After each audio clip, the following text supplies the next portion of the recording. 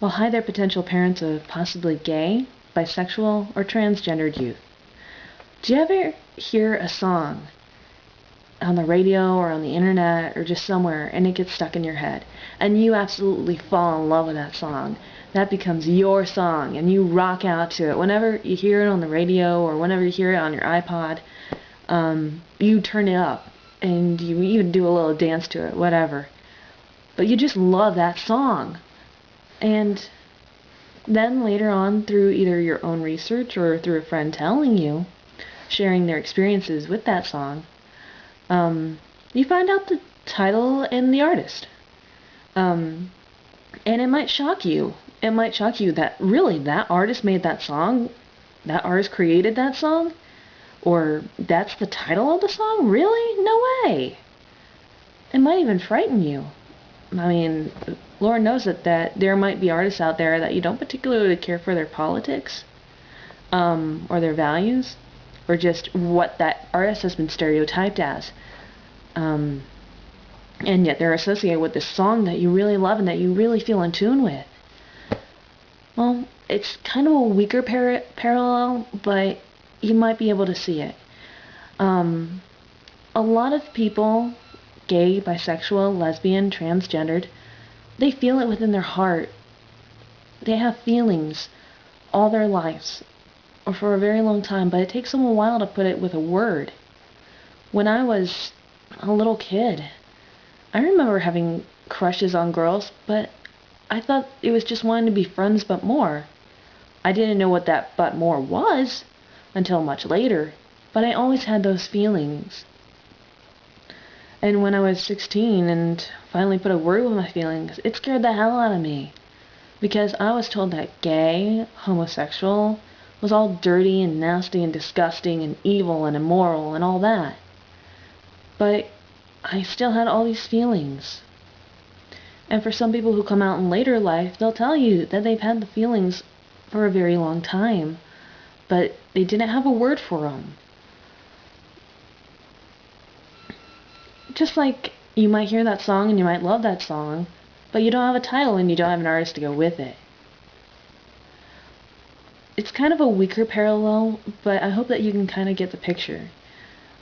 That's why it might take some people some time before they come out, because they have these feelings inside, but they don't connect them with a word immediately.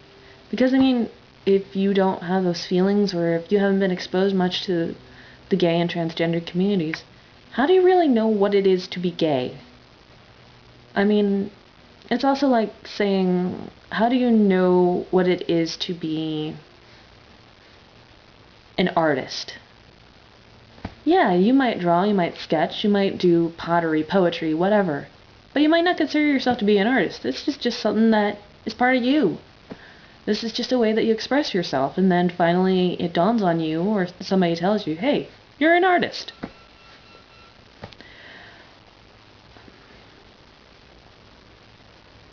If you think that your kid might be gay or transgendered because you see cultural stereotypes, the effeminate young man, the overly tomboyish girl, or notice that your daughter is watching a lot of Buffy the Vampire Slayer or Xena or shows like that,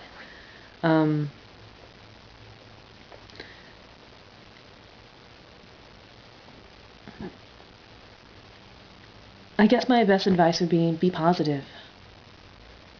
Be positive around that, because be positive toward that, because showing negativity toward whatever it is, like watching Buffy the Vampire Slayer or watching shows with gay characters in them, if you react negatively to that, they're going to be scared to come out to you. And they're going to get the idea that, hey, this is something bad, I don't want to be part of that, I don't want to be evil, I don't want to be bad. And it will honestly give them a harder time when it comes to their coming out process, if they do happen to be gay. Or if they happen to be straight, it might make them not like gay people.